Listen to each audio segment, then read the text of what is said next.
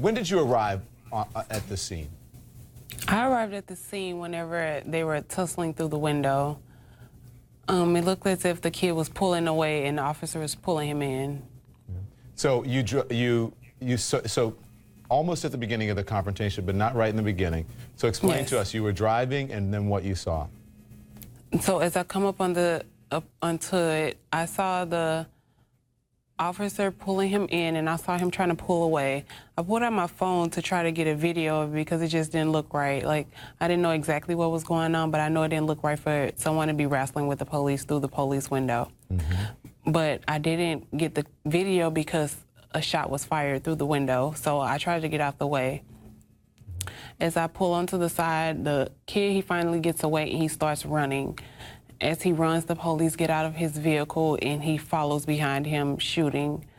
And the kid body jerked as if he was hit from behind, and he turned around and he puts his hands up like this, and the cop continued to fire until he just dropped down to the ground and his face just smacks the concrete. And you saw all of this. So police have said that there was some sort of tussle at the car with a police officer and with Michael Brown, that they have said that Michael Brown tried to grab the weapon. Does it look like Michael was trying to get into the car to you, or he was trying to get away from the police? It looked as if he was trying to pull away. I saw his hand like pushing up against the vehicle as he was pulling off, trying to get away from the cop. And then you heard a shot? Yes. And then you said Michael ran away from the car, got loose? Yes, he finally gets away. He yanks away and he runs away from the cop, away from the vehicle. And the cop gets out of his vehicle and pursues him. And so shooting. He's shooting. And then Michael, you said his body jerked and then he falls to the ground.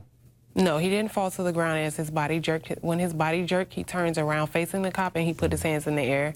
And that's when the cop continued to come up on him and shoot him until he fell down to the ground. Did you see a weapon by anyone other than the officer? No. Nobody else had a weapon besides the officer. How many shots did you hear or see fired? I didn't count the shots, but it was more than about 5 or 6 shots. And what did the officer look like? He was a white male, kind of tall, not too big, but yeah, he was a white male. Did he say anything? Did anyone say anything, Michael or the police officer? No, I didn't hear anybody say anything at all. Yeah. And then what did you do after that? I went upstairs on the balcony where I was on my way to pick up my employee. She was standing on top of the balcony recording like the afterwards, and she was just crying, and I was trying to talk to her, and then I called my fiance, told him what happened, then I called the news reporters for all of them to come out there so I can tell them what I saw, because the whole thing wasn't right. So I just called everybody that I could. So how many officers were on the scene as this was going down? Was it just? It was only one officer, and then one other officer pulled up like right after it happened.